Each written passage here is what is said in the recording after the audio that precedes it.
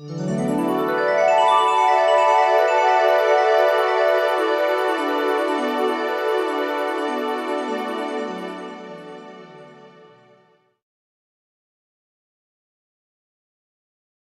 like to introduce Gemma Benton. She's a traditional Native American singer, artist, and spiritual activist.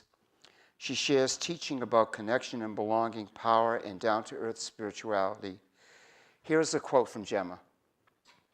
"None of us knows what will make you happy, but what I can tell you for certain is that you will have to ask yourself and get to the place where the sound of your voice is the clearest in the room." I like that. We are so grateful that Gemma is here to help us accomplish the mission of getting clear.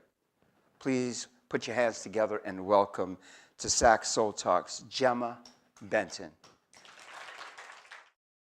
In other times and places and mystical, magical spaces, story and song were woven to heal and tend all things invisible and forgotten. Once, not so long ago, there was a young Blackfoot Pekuni girl who got lost and was captured by a Crow warrior and his wife. And she was treated poorly and thought herself to be a slave. But the wife took pity on her and allowed her to escape. So she ran into the night, searching for that place she called home. She ran and ran until she could not run any further. And as the sun rose, she climbed high into the treetops where she could rest and hide. And she continued every day to make this journey. During the day, she slept and hid. At night, she walked. And as she did, she grew tired and weak. And she felt like she was close to death. Can you hear me? Okay. And if things weren't bad enough, one night she realized she was being followed by a great big black wolf. And she thought to herself, the only time a wolf attacks another animal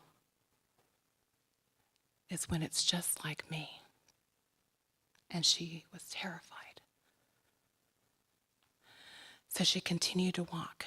And she walked harder and faster than she ever could, with the wolf following behind her. And when she thought she couldn't go any further, she collapsed onto the earth. And much to her surprise, the wolf crawled up beside her. And she slept warm for the first time in a long time. The next day, the girl said to the wolf, "Without you, I should surely die.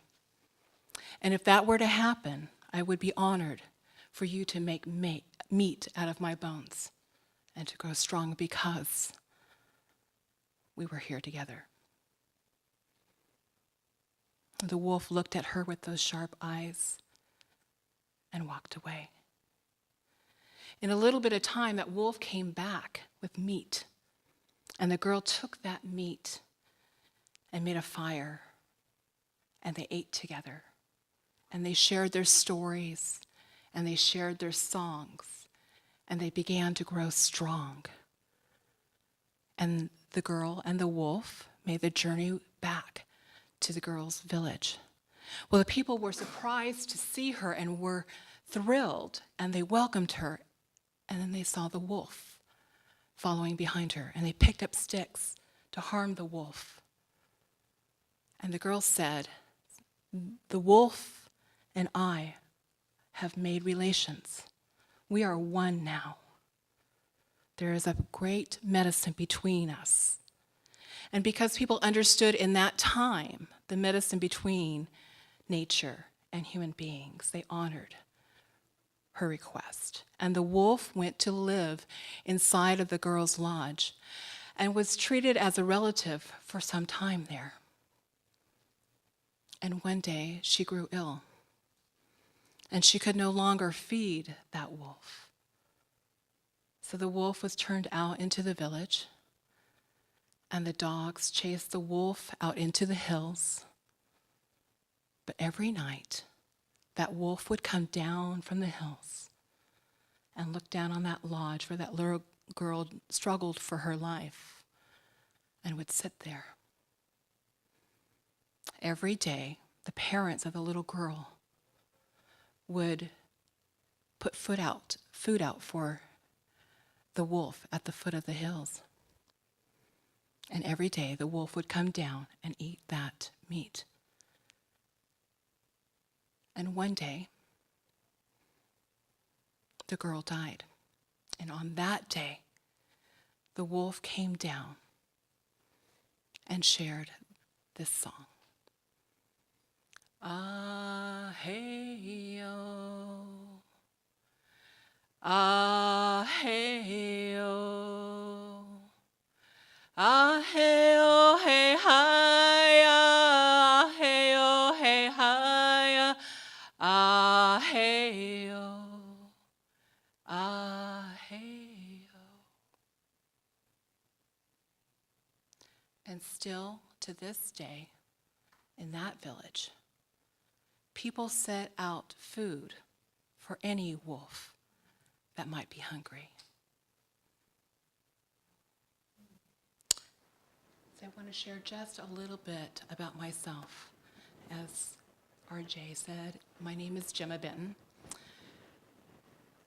For over 2 decades, I had the honor and privilege of living on the land with the seasons, with the cedars and the blackberries and the salmon and a great big black wolf. And I had the honor and privilege of tending those things wild in my life and beginning my healing with elders, with spiritual leaders, and weaving that medicine inside of myself. Learning to love the sound of my voice as it is echoed through you, as those stories are shared by all of us. So I invite you to close your eyes and as we honor the 4 directions and invite that spirit of wildness, of power through connection, a power with the sacred and the wild. Creator Dhammayapa Eshinsa Yogwa Eshinsa Nia Nanawa. Thank you for our lives. Thank you for each life here. Thank you for all of our relations. All of those places that we are connected to, both wild and powerful and sacred and whole and incomplete and frail and soft. Spirit of the East, we thank you for your insight